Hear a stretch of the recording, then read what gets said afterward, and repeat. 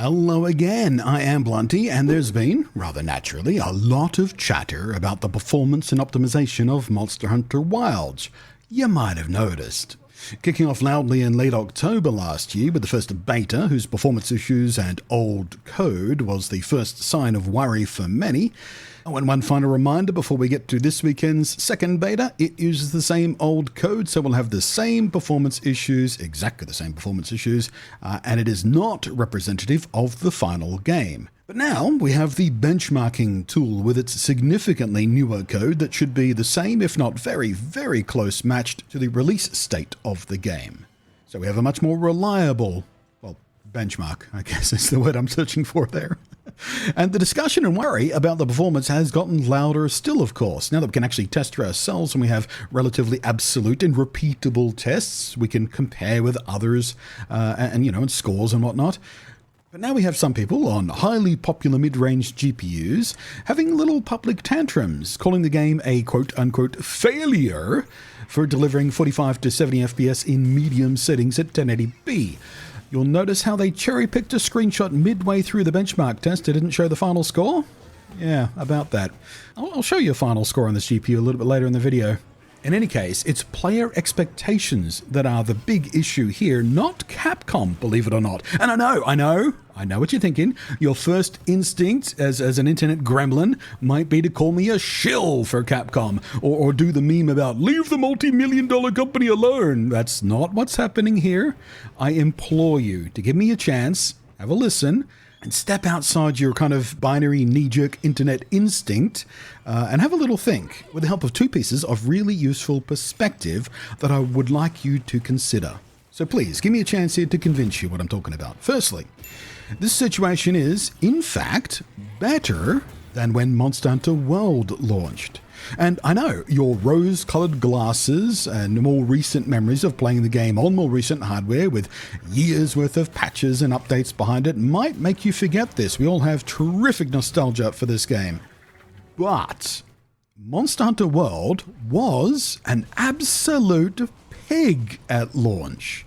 Even on the consoles where it was natively born, it was notoriously crappy, with Digital Foundry Performance reviewing the launch game and finding it chugging below 30 FPS on PS4 and Xbox, and diving as low as 25 FPS, even on the PlayStation, the most popular platform for Monster Hunter players, and the primary platform the thing was developed on. Then came the PC release, a port, and most relevant to us in this video because we're talking about the PC performance. So here is some performance test charts made by PC Gamer just after the launch of World on PC. And in early 2018, we saw the GTX 1060 overtake the GTX 750 Ti and GTX 970 as the most popular GPUs in use according to the Steam surveys. At the time, it was a 2-year-old GPU, and by comparison to my first example in this video, the RTX 3060, today that is a 4-year-old GPU, so let's keep that difference in mind as well. But as you can see here, at 1080p high settings, a step below the maximum settings, actually, technically, it's 2 steps below the maximum setting, because this was before the high-res texture pack was released. But the former People's Champion, the GTX 970, couldn't even reach 50 FPS and had lows as far as 41 FPS. And it was only a 4-year-old GPU, just like the 3060 is today. So now we look at the GTX 1060, the new hero of the day, that day's new champ, the most popular and common GPU, and itself less than 2 years old at that point, I will remind you again. And even in its most powerful variant, the one with 6GB of VRAM, was struggling to achieve 60 FPS and had lows at 50 FPS. Do you see the shadow of my point yet? Now, if you are curious, in your own time, you can go ahead and look at what other high-profile AAA games do at launch on 2- and 4-year-old mid-range but highly popular GPUs. And come on back and tell me if you think the story changed. Spoiler alert, it didn't. So basically what I'm trying to tell you here is we're seeing Wilds perform perfectly in line with what history has taught, or at least taught those paying attention and not letting themselves get swept up in mob mentality, rage bait, garbage crap, but those paying attention to expect. These performance tests from World are just like the kinds of results we're seeing from the RTX 3060 with Wilds, a popular mid-range 4-year-old GPU. Running at high settings, a couple of steps below the maximum default ultra preset, paired with an appropriate CPU itself, a couple of generations old, and the game is sitting in the low to mid 50s. This, listen to me very carefully, is, here comes the important word, normal. In broad terms, we can compare the 970 performance in World to the 3060 performance in Wilds. Both extremely popular GPUs, both 4 years old when the game launched, and both delivering remarkably similar comparative results. But then we can take a look at 1440p, which back in 2018 was still pretty rare for PC gamers to have, but it was getting more common every single day. But not even the brute GPU of its day, the high end of NVIDIA's selection of consumer GPUs, the GTX 1080 Ti, could nail this game to 60 FPS. Look at that. The far more common GTX 1080, the card I had, barely hit 45 FPS. And if you had a 1066GB, forget it, you're not even getting 30 FPS at 1440p. You match those cards up with their modern day equivalents in performance and age versus Wilds at 1440p, and guess what you'll see?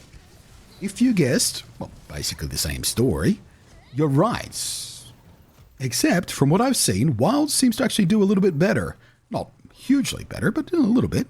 What about 4K? Quite rare for the day back in 2018, but still a legit option. I had a 4K screen. I mean, it was on loan for review, but I had one sitting on my desk. But yeah, forget it.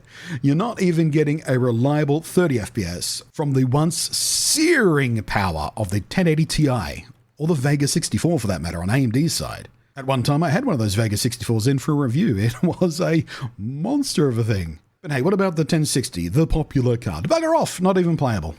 And I'll remind you, this was before the high-res texture pack was made available, which, as you might imagine, did not exactly make the game easier to run.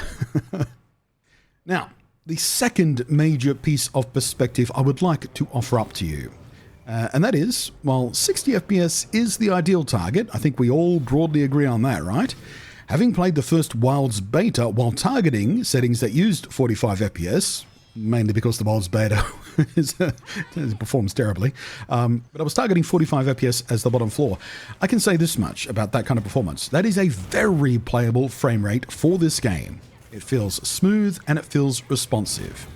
So to anyone on older and middle to low tier GPUs, they should be targeting, in my opinion, 45 FPS as the minimum for the best balance of visual fidelity and smooth feeling gameplay. The difference in feel between 30 FPS and 45 FPS in this game is huge.